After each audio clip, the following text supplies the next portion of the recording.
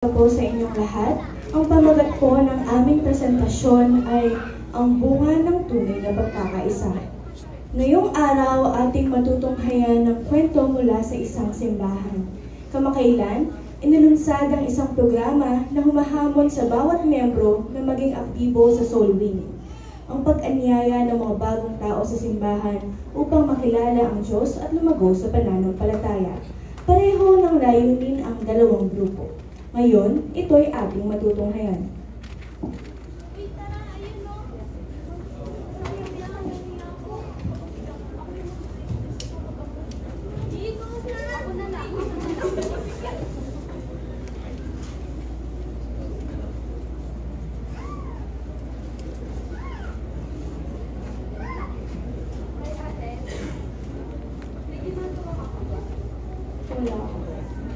Pwede ka po ba namin kausapin kahit 5 minutes lang po? Sige. Ano nga po ang pangalan? Rachel po. Ako po pala si Jen. Ako naman po si Charlie. Ako naman si Mikael. Alam niyo po ba ate, yung Panginoon namatay, nilibing at muling nabuhay para lang po tubusin mga kasalanan natin. At ate, tatanggap niyo po yung Panginoon? Oo naman. Kung gusto ko isa.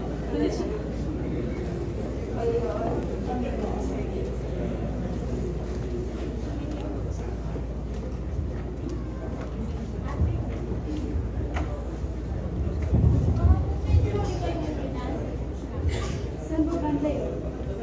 Diyan lang po sa may tabi ng school. Tapos may makikita po kayong kanto. Then pasok po kayo doon. Makikita po niyo yung Grace Baptist Bible Church. Ano po ang oras mo? Ano po, meron po kami morning service 8 a.m. Ano naman kami?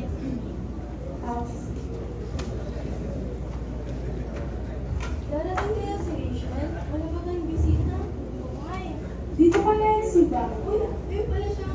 Dahil si Rachel na pupunta ka. Tara, pasok na tayo.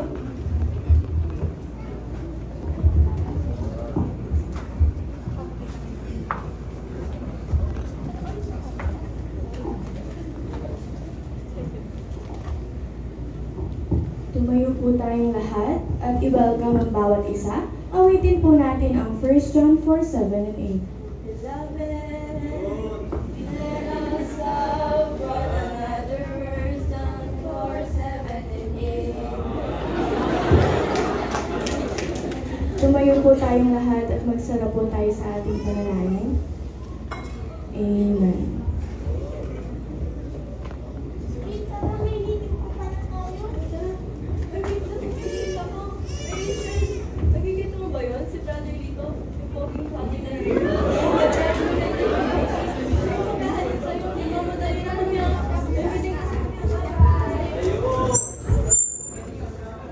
Ano ba yan? Hindi man lang nila ako natin. Hindi na ako babalik. Ilang araw ang lumipas.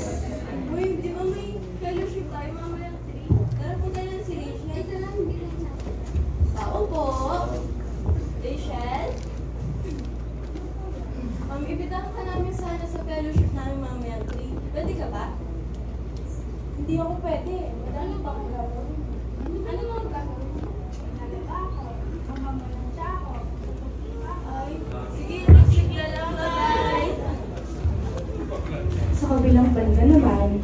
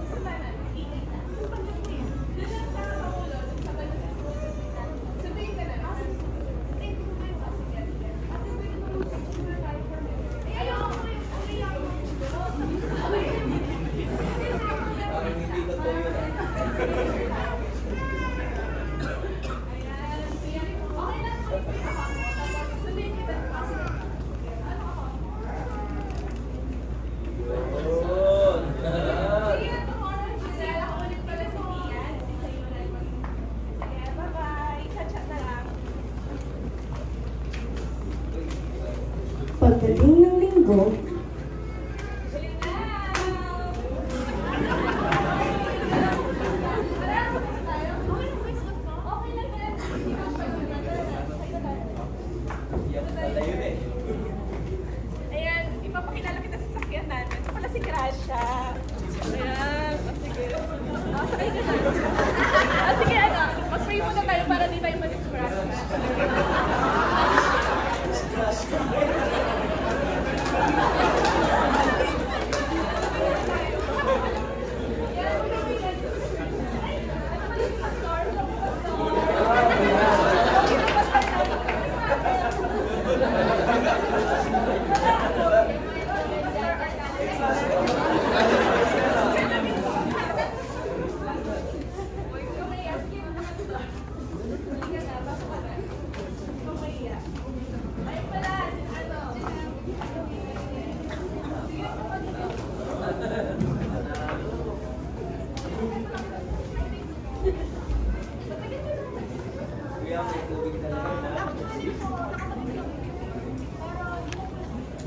Tumayo po tayong lahat at buksan ang ating mga Biblia sa Hebrews 10:25.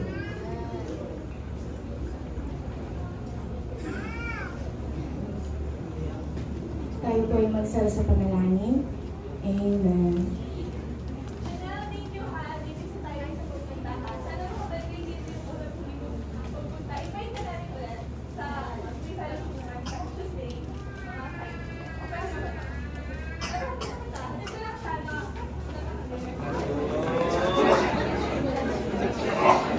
Pastor, alis na po yung bisita ko.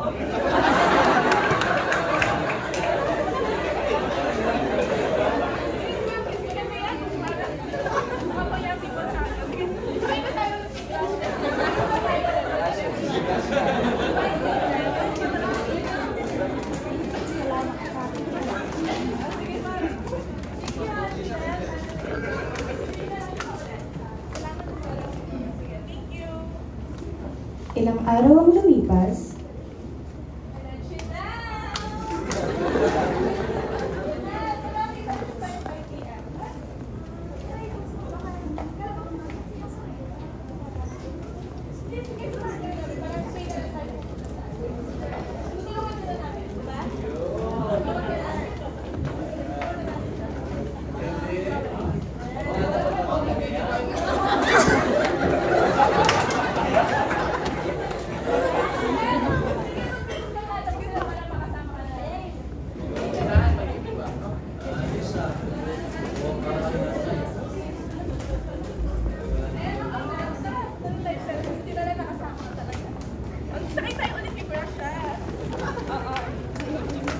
at dahil sa malasakit ng mga miyembro, sa mga bagong mananampalataya, nagpatuloy ang paglagaw ni Janelle sa loob ng simbahan.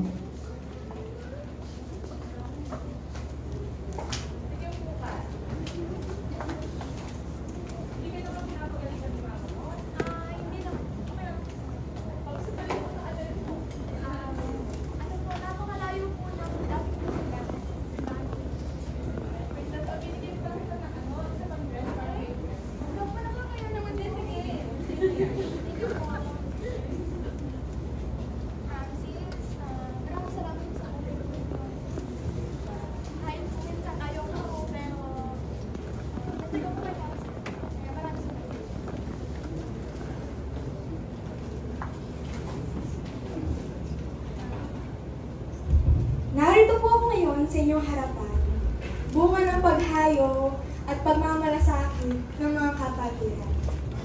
Isang buhay na hindi alam ang patutunguhan, pero purihin po ang Panginoon dahil ngayon ako'y nasa kalooban.